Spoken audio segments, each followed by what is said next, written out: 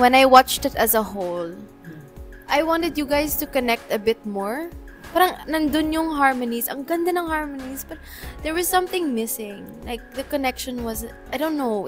I know you guys have been really connecting. But as performers on stage, parang nawala yun para sa akin. I really agree dun sa connection. And at the same time, enunciation.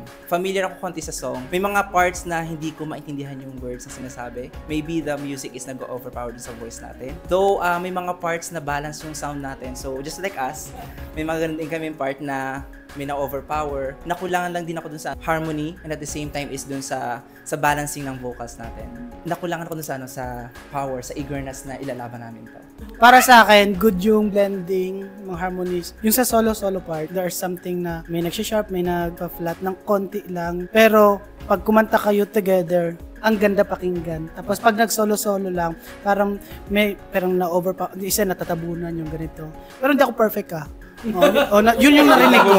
May disclaimer. Yun narinig ko.